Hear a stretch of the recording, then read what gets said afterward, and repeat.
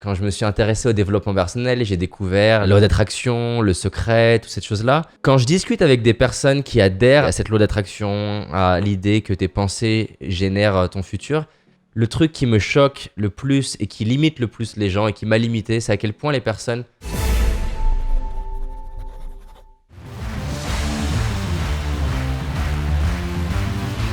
On est dans une société aujourd'hui où on est en permanence en train de se comparer sur les réseaux sociaux, autour de nous, de personnes qui semblent réussir plus. Et on a tendance du coup en se comparant à penser que la bonne manière de réussir, c'est ce qu'on voit justement à l'extérieur. C'est ce qu'on voit dans les médias, c'est ce qu'on voit dans les journaux People, c'est ce qu'on voit sur les réseaux sociaux.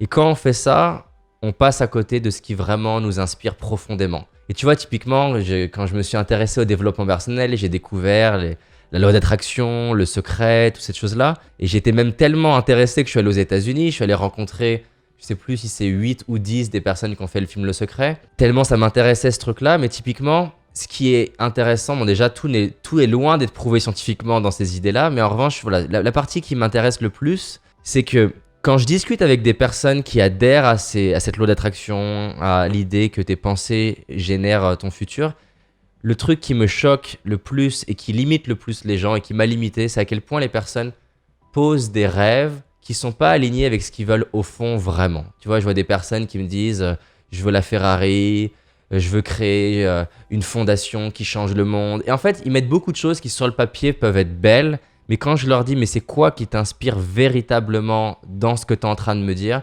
finalement les personnes elles ont beaucoup de mal.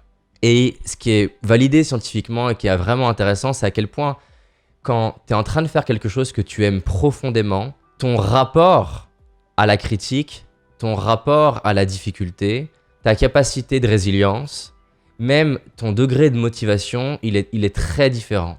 La première chose vraiment que je veux illustrer, c'est à quel point c'est hyper important de mettre de la valeur sur ce qui t'inspire vraiment. Et l'erreur qu'on a tendance à faire, c'est de dire oui, bah tiens, j'ai trouvé ce qui m'inspire c'est le yoga, ce qui m'inspire c'est le développement personnel, ce qui m'inspire c'est le coaching, ce qui m'inspire c'est le cinéma, ce qui m'inspire c'est être avocat.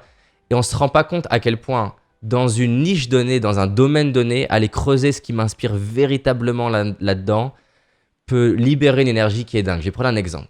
J'avais une dame en coaching qui était manageuse dans une grosse boîte et elle voulait que je l'accompagne à faire sa transition professionnelle. Et elle savait que ce qui l'inspirait, c'était la couture. Donc ça lui donnait de l'énergie. Mais typiquement, en allant creuser qu'est-ce qui l'inspire véritablement dans la couture, qu'est-ce qui a le plus de sens pour elle, au bout d'un moment, je sais plus si c'était 1 ou 2 séances de coaching, on a touché du doigt le fait que c'est pas seulement faire de la couture qui l'inspirait. Ce qui l'inspirait, c'est créer des vêtements qui pourraient permettre à des femmes qui ont du mal avec leur féminité à se sentir féminines. Et quand on a touché ça du doigt, déjà elle s'est mise à pleurer de manière incontrôlable et pas des pleurs de tristesse, hein, vraiment des pleurs où elle était profondément sensible et touchée. Quelques jours plus tard, elle m'écrit un SMS, elle me dit David, c'est un truc de dingue ce qui est en train de se passer. Et je lui dis mais qu'est-ce qui est en train de se passer? Elle me dit bah tu vois, il y a des gens qui me font des commandes de vêtements alors que j'ai même pas encore démarré mon école de couture. Et tu vois, c'est une femme qui avait jamais fait de couture, donc elle était incapable de faire des vêtements.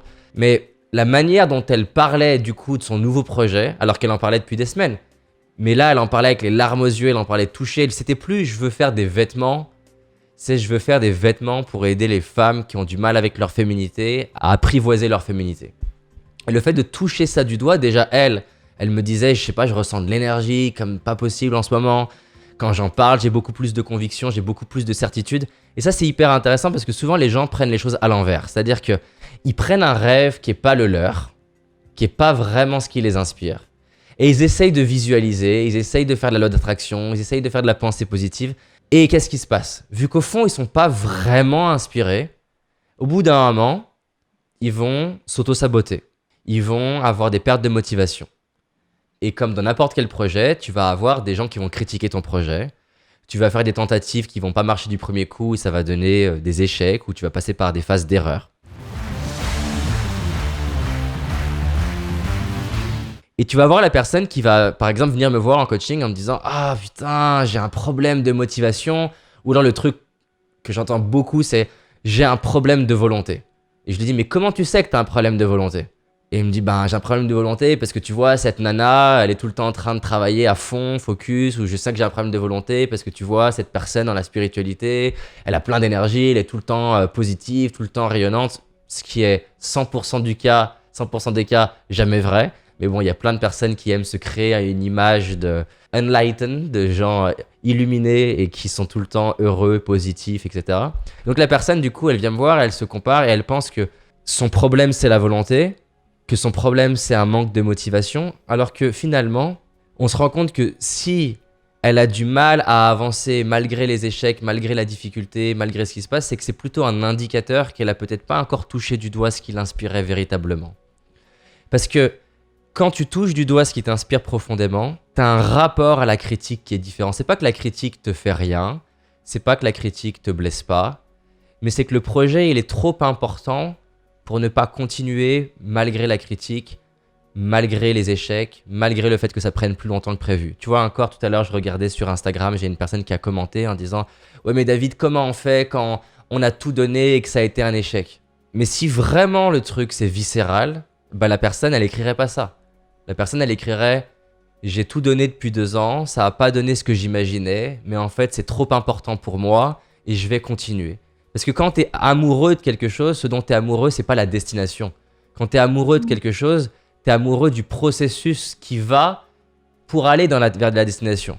Et ça, c'est hyper important. C'est-à-dire que tu sais que tu aimes véritablement quelque chose, pas quand t'aimes la finalité, quand t'aimes le chemin pour y aller. C'est très facile, par exemple, de dire « Ah, mais moi, j'aime l'idée d'être une star. » Mais non, en fait, tu sais que t'aimes l'idée d'être une star quand t'aimes ce que ça demande au quotidien d'être une star.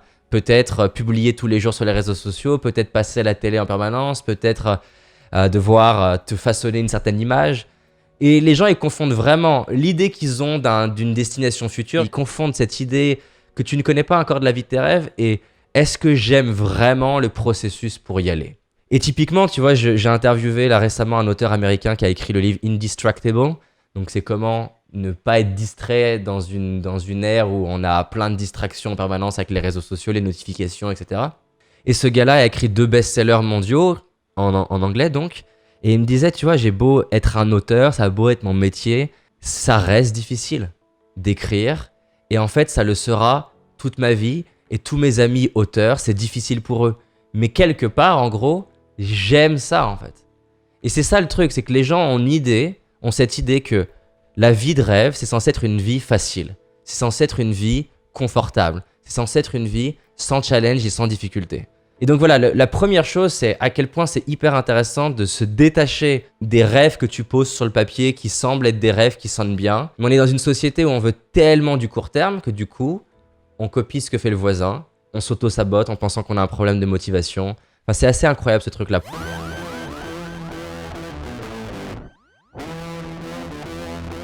Si t'as envie d'aller plus loin, j'ai réalisé une formation complète et gratuite, les 10 prérequis à la réussite. Vraiment 10 choses que si tu les fais et si tu les pratiques, ça va changer ta trajectoire de vie, mais pas de 10%. Ça va faire passer ta vie de là à là. Et en plus de ça, on verra ensemble 10 schémas internes limitants qui t'empêchent de réussir sans même que tu en aies conscience. Clique sur le bouton qui apparaît juste là. Cette année, c'est notre année.